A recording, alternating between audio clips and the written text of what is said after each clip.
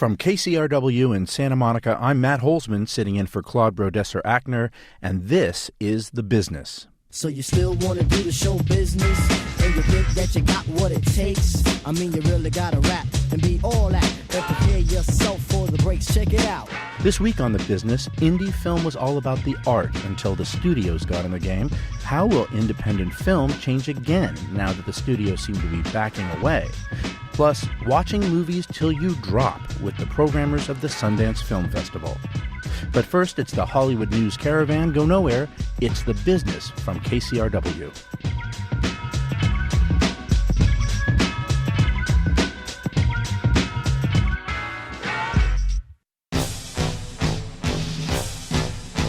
A recent survey has got to have executives at the big broadcast networks going into a deep, deep state of denial. According to ABI research, when TV goes digital next February and analog sets become useless boxes, 3 million Americans may just stop watching television altogether. The study reports that 70% of those who watch TV the old-fashioned way said they'll attach a converter box to their TVs before the digital switchover. 10% said they'll get cable or satellite. But 20% said they'll just let their sets fade into obsolescence. Now, it's possible that a lot of those are secondary TVs in the kitchen or bedroom, but you have to believe that the people at the networks are shaking in their pratas at the thought of their beloved TV sets being used as planters or fish tanks. Elsewhere, the Screen Actors Guild, struggling to finally get things moving towards a TV and movie contract with producers, has asked a federal mediator to step in. If the mediator doesn't succeed in hammering out a contract, SAG's threatening to send a strike vote to members. You'll remember that the trouble all started when acrimony between SAG and its sister union AFTRA resulted in separate negotiations for the first time in 27 years. AFTRA signed a deal with producers, but SAG has held firm, looking for more gains on DVD. Now it looks like SAG and AFTRA are trying to kiss and make up. The two unions intend to negotiate their upcoming commercials contract together, and they do not intend for bad blood to get in the way this time. SAG and AFTRA have crafted a non-disparagement agreement along with stiff fines for violations. According to Variety, AFTRA's treasurer disclosed that the new rules cover elected officials and committee members commenting in private or public on any inter-union issue. The unions will post million-dollar bonds to pay fines for any offenses. In a posting on the web, AFTRA's Matt Kimbrough said, quote, "It is intentionally draconian, essentially giving the two unions a collective time out and resetting the standard of conduct at a very high bar." It is telling about past behavior that these so-called grown-ups need a time out, but note that there is no provision in the agreement about nap time. Finally, corporate raider Carl Icahn has upped his stake in the successful indie studio that brought you the Saw horror franchise. Icahn says he's increased his share in Lionsgate to 9.17% because the company's stock is undervalued. But reports are that Icahn has had discussions with Lionsgate CEO John Feldheimer and Vice Chairman Michael Burns. Now, why would someone with a 10% share in a company be talking with its chief executives?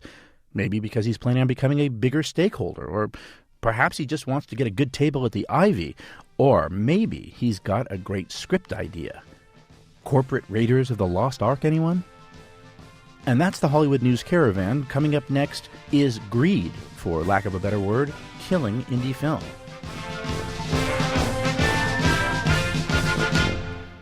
You, dear public radio listener, are the people who watch foreign films and indie movies, and as such, you might have noticed how they've changed over the years. They've gotten more polished, there are more movie stars, and what was once the domain of gritty storytelling and edgy adult fare has been invaded by endearing Englishmen who strip and endearing teens who get pregnant. In short, indie film has gone Hollywood, and that's true both literally and figuratively. In the past 15 years, every studio has opened a smaller studio within their studio dedicated to buying and even making smaller films. It all started more or less at the 1989 Sundance Film Festival with a little film by a then-unknown director named Steven Soderbergh. Rolling Stone says it's dazzling, fun, and scorchingly erotic. Oh. Why don't you let me tape you? Doing what? John and Ann don't have sex anymore.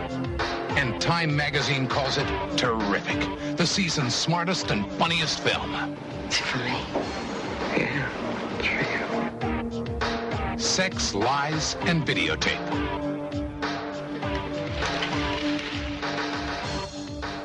Is that for me? Yeah, it's for you.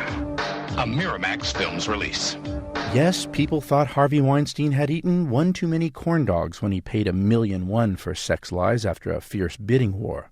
But it ended up making something like $25 million domestically, and the studios got to thinking that maybe they might like a slice of that. Disney made the first move when they bought Miramax in 1993, and in the next decade every studio would buy or create their own mini-major. But now, after a few really spectacular successes and a few even more spectacular failures, it seems that many of the studios are backing away from what they call specialty films. Warner Brothers in particular is getting out of the business altogether. Why? And how has studios coming, and now going, changed independent film forever? Mark Gill was most recently the head of Warner Independent, where he bought that $8 million Penguin movie that made $127 million worldwide. He was previously the president of Miramax LA. Our host Claude Brodesser-Ackner spoke with Mark in the offices of his newest venture, The Film Department, a movie finance, production, and sales company he co-founded in 2007. Mark Gill, welcome back to the business. Thank you. So let's define some terms here. Indie film. Indie film used to mean anything the studios didn't make, and lately that's meant 5,000 films per year. Ironically, now the studios have co-opted a part of that. Let's say it's 75 to 100 films a year with their so-called independent divisions, and what they would prefer to call those movies is specialty films, because that means, not the other 4,900 indie films that are made in somebody's garage with a credit card, but the ones that you should go see because they have bigger stars in them, they're glossed up, and they're going to have more marketing dollars spent on them. So why did the studios, the big studios, get into the specialty film business in the first place? Well, cash, basically. Miramax was doing so well and taking up a lot of what, frankly, studios used to do. As studio movies got bigger and bigger, $100 million plus, they abandoned the smaller movies, the Amadeuses, the English Patients, all that sort of thing. And Miramax took The English Patient from Fox, for example, did very well with it, took Shakespeare in Love from Universal, did very well with it, and they started to see, my God, there's a business there. We don't always have to pay top dollar. So why are they getting out? Well, some are, some aren't. Those that are getting out realized it's harder than it looks. It's probably twice as hard as making studio movies, and the economics are not that good unless you do well. There were too many independent films all at once, so they each cut each other down in size, and there were too many other films generally, so the market was just saturated. So what has the studio's sort of misadventures in studio film done to indie film? Well, arguably two things. I mean, probably you could say Paramount Vantage is the most responsible over the last 3 years for inflation in independent film, both in production and marketing costs. They spent a fair amount getting themselves on the block and made some good movies, and then spent a lot to market them, and it prompted most of their competitors to have to follow suit. So that was, I think, one of the big problems. But really the other big problem was just the massive glut of Wall Street funded and high net worth individual funded small movies that were just getting in the way. It was so hard to stand out, you had to spend more. Now, I want to read you a little quote here from an old colleague of mine at Variety, Dade Hayes. He wrote this in August. I think it's probably still true. If you agree with it or don't, I'd love to know. It's impossible to look at the box office without concluding the following. The worst thing that ever happened to indie film was that the studios thought it was a good business. Do you agree with that? I don't agree with that, actually. I don't think it was the worst thing that ever happened to indie film. I think the worst thing that ever happened to indie film was greed. And greed on the part of filmmakers, greed on the part of studio executives, all the rest of it. Because if you look at what, let's say, Universal has done with Focus, they made that a far more viable company than it was when it was USA Films. If you look at what Fox has done with Fox Searchlight, really good. You look at the support that Sony's given Sony Classics over the year, really good. Some of the other studios that got into this and didn't do so well, not so good. How did things get so out of hand so quickly? I'm thinking of an MPAA press release from 2006 where it says that the cost of marketing a specialty film has gone up 33% from 2005 to 2006. Is that the beginning of the end? The MPAA statistics you cite about the increase in marketing costs are a little bit more skewed than they would appear to be. Here's why. They didn't used to include New Line in those figures, and then the year they showed the tremendous jump, they started including New Line. And New Line, of course, was releasing things like The Golden Compass and spending $80 million on marketing, so it really threw the figures. But having said that, they're much, much larger than they were 10 years ago. And the reason for that is pretty simple, which is if there are 600 films in theaters every year, as there have been the last 2 years, the only chance you have as an independent film is to be an event. You're not Batman, but you're one of the must-see films of that year. Last year it was the Coen Brothers film, and There Will Be Blood and 2 or 3 others. Every year there are a few of those, and those vying for that crown, trying to become that, have to go out and spend not only on the making of the movie, but also on the marketing. As you see things, having worked both inside and outside and sort of in a hybrid of the studio system, is it possible for the studios to get this right, or has it left such a bad taste in their mouth that they're all more or less going to exit at some point? I'll be really surprised if they all exit. I think about half of them will, and the other half will do very nicely. And some of that is a function of having figured out how to run those businesses. Some of it's partly having the right people working in them, so those people know how to do it. But a lot of it, frankly, is there's only room for so many movies every year. There's only room for so many companies. It used to be there were 2 or 3 or 4 companies that did that. Maybe there'll be 5 or 6 in the future, but there aren't going to be 12. What to you is the lesson here? I mean, if there is a takeaway from all this for Hollywood, because there seems to be these cycles that become like almost like paroxysms of insanity or fits or whatever you want to call it, seizures that come to Hollywood and strike the town. What's the lesson here? I think the lesson here is make fewer better. I think been true since Sam Goldwyn said it in the 50s. We got really carried away with all the $18 billion in Wall Street money that came into Hollywood over the last few years. Independent films, they're now 5,000 a year made. About 100 of those get released, maybe. About 5 of them succeed. That gives you about a 99.9% chance of failure right now. That has to change. There's just too many people losing money. So really what it will come down to is let's not make so many of them. Let's not waste so much money on things that never, ever are going to have a chance. Let's put out things that have a better chance. They can't all succeed. They won't. But the odds will be substantially better, and those that get through that narrowing process, I think, will be far more likely to have a shot. If you're just joining us, we're talking to independent film maven Mark Gill about how the studios changed indie film forever. They got into the indie business big time over the last decade and now seem to be taking a step back.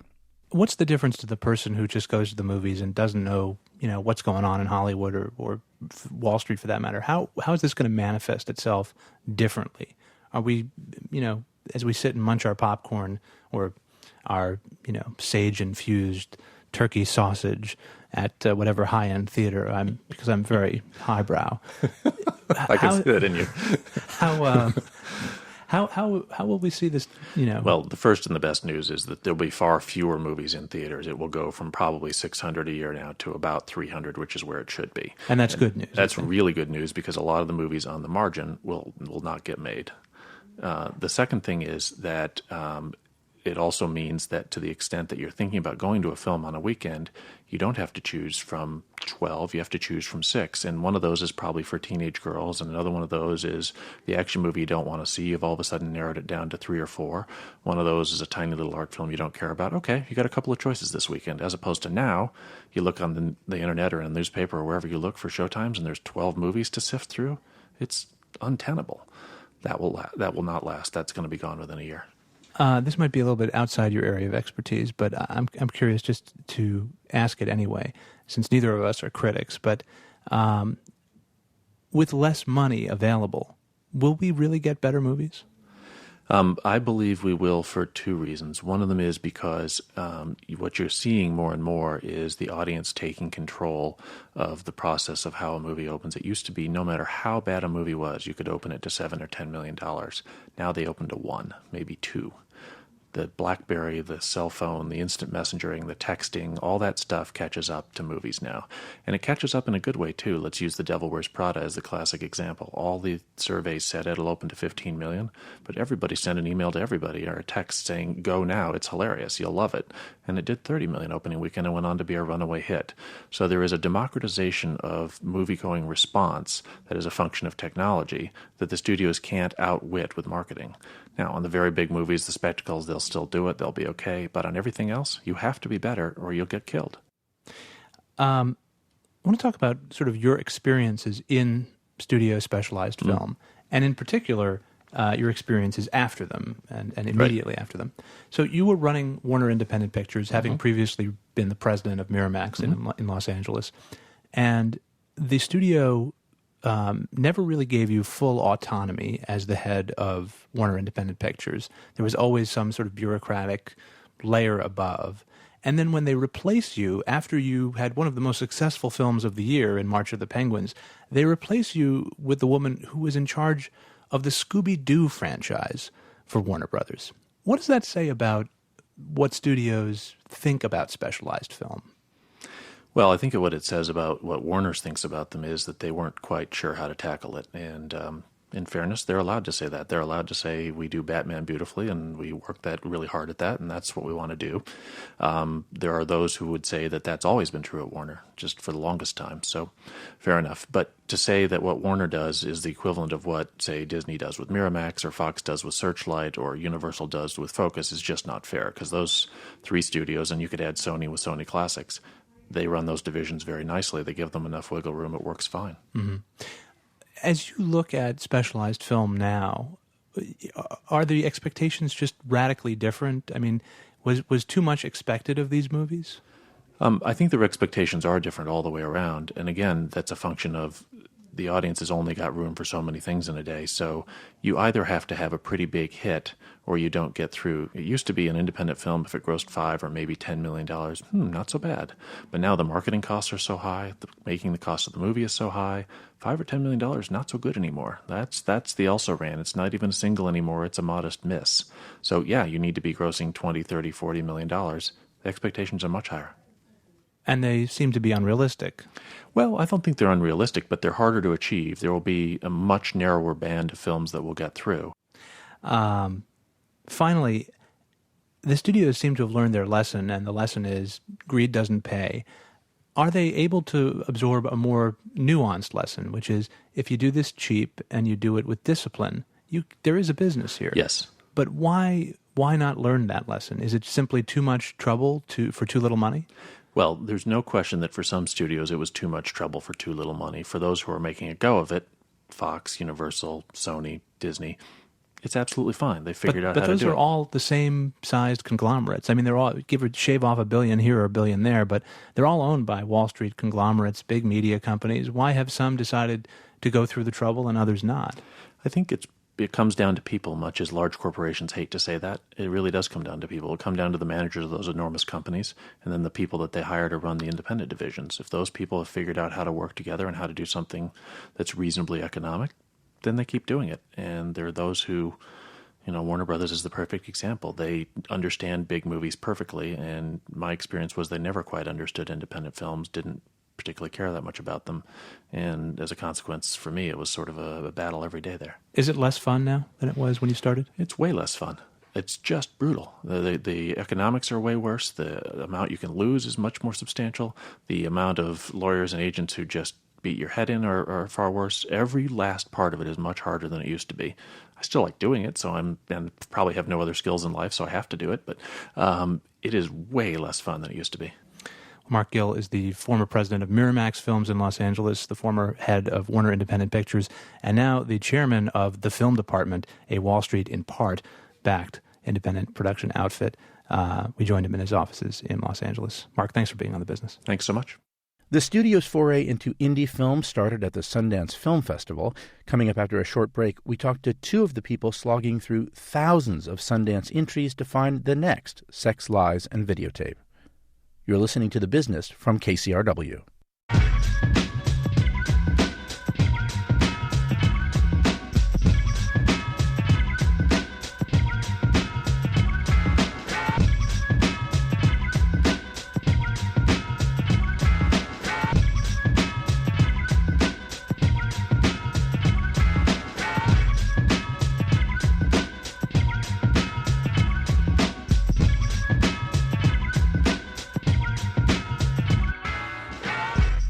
This is The Business, and I'm Matt Holzman, sitting in for Claude Brodesser-Achner. This year, the Sundance Film Festival received 9,000 entries in total. 3,400 of those were full-length features or documentaries. Think about that. That's about 6,800 hours of movies, and keep in mind there are only about 8,700 hours in an entire year. As we speak, a small army of first-line reviewers around the country are slogging through those thousands of hours of well-meaning cinema. They'll then send their thoughts to the Sundance staff to help them select the 125 feature-length films that'll be shown at the next festival in January. Now, if you think sitting in the dark and watching all those movies sounds like a dream job, you may change your mind after my conversation with John Cooper, the director of programming for the festival, and Trevor Groth, a senior programmer. John Cooper, Trevor Groth, thanks for joining us on The Business. Thanks for having us. You're coming towards the end of the screening process. How many movies have you each seen so far? John, start with you. Oh, my God. I think I'm at a couple of hundred right now. I don't watch as many as Trevor anymore. I think I've seen probably maybe about 400 at this point. I think I usually end up watching probably about 500 or 600 feature films, and including feature documentaries, and that's over the course of about 4 months. My God, that's a lot of movies. Yeah, it is. And do you say, okay, from 3 to 9 tonight, I'm going to be watching movies, and you watch them in serial fashion? Do you put your slippers on? I mean, how do you? what are the practical logistics of the thing? It's more like 14 to 16-hour days for a couple months. The October and November is really our crunch time, when we're really busting our asses to get through all of these submissions, and yeah, I try to waste as little time as possible, so I oftentimes don't leave my apartment for days on end, and I'm just sitting glued to my couch, watching submission after submission. Now, obviously, the experience is different at home. There are distractions there. Do you turn off the phone? Do you turn down the lights? Do you put the sign on the door that says, do not disturb? Or are there just the life intrudes sometimes? Oh, every once in a while, although, I'm pretty good at sort of shutting out, the outside world, and I think much to the dismay of my wife, who's, those months are not necessarily the best times for her. For your relationship. Our loved ones are used to this pattern, definitely. Right. But it's pretty much an all day, all through the weekend. We're just in it now. It's not, there's no time off. I start very early. I start sometimes 5:30, 5 in the morning, because I'm just getting old. I can't stay up as late for some reason. So I'm like this kind of early watcher, and just go until I can't do it any longer, day after day. So just kind of go over briefly, if you could, the process. One thing we just all decided sort of as an ethical thing is we wanted all films watched by at least one person all the way through. So films go out to the first group, they're rated, they come in, things with higher ratings, move up, and they just keep moving up. I'm sort of one of the last people to get films. They're even filtered by, Trevor and the rest of the staff here before they get to me, before our big meetings where we, argue everything out in the final. Right. So basically, by the time you really get to the final meetings, you're dealing with what you see as the finest of the 2,400 right. feature-length films that you've gotten. Trevor, what is it that you're looking for when you're watching a film? And is there a rating sheet? Well, there our associate programmers that we send out the first wave to. They fill out a coverage form in essence, which does have their comments, their thoughts about the film, and also they give a rating to films, and so that batch then comes back to the programmers, who go through and we watch all of the highest rated films first, and then we go through and we double check all of the low rated films as well to make sure that we agree with what they with what they said about the films. Are they rating it with stars or smiley faces, or is there a number scale, or what is it? It is a number scale. We just do like a 1 through 5 rating, and it's funny. You'd think that people could stick to a 1 through 5, but a lot of times people will give it like a 3.5. Sometimes a low score from the Russian judge. Yeah. So I always say the hardest part about this job is really keeping yourself open. It's not allowing yourself to go into that place where we're not critics. We we still have to find, 125 features that make us excited, which is not the easiest thing every year. No, and that's what I learned my first year of programming. I came into the process. I thought the job was to find the good films and weed out the bad films. And then I quickly learned from sort of the people that I was working with that it wasn't about that. It's about finding the good in every film you're watching, and then from those films that you watch, selecting the ones that will make the most complete program. You're not picking films necessarily that you like, but that you think are worth being seen, which is different. Yep. You don't know what you're about to see, and when you see something that you haven't heard anything really about, and it ends up being great, it's such a great experience. That's what you're doing it for. You're addicted to the discovery. And it makes you high, and it'll sustain you through all the rest of this. That's what keeps you watching. John, in your 20 years of doing this, you've certainly seen films by filmmakers who were unknown at the time and who have become known. Yeah.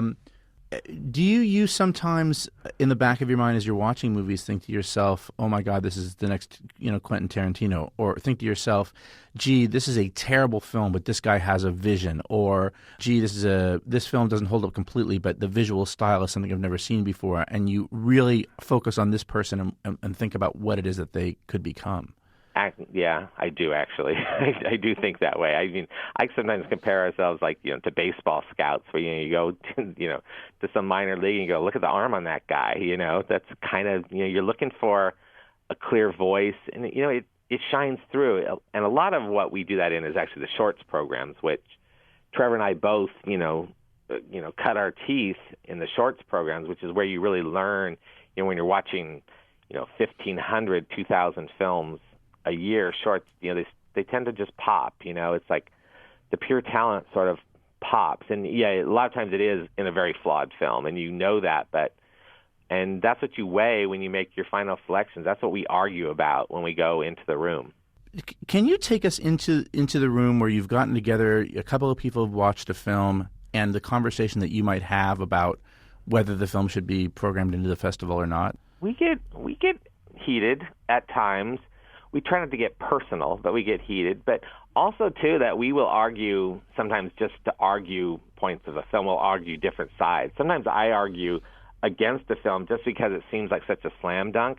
I want to make sure that everybody's not just, in that mood to accept this film. I want to make sure that they're really comparing it to the other films. Cinematic devil's advocate. Yeah. But have there been situations where somebody has said, you know what, if you like this film, you're an idiot, and the person has walked out and had to come back, and there was an apology and a hug, and can't we all get along?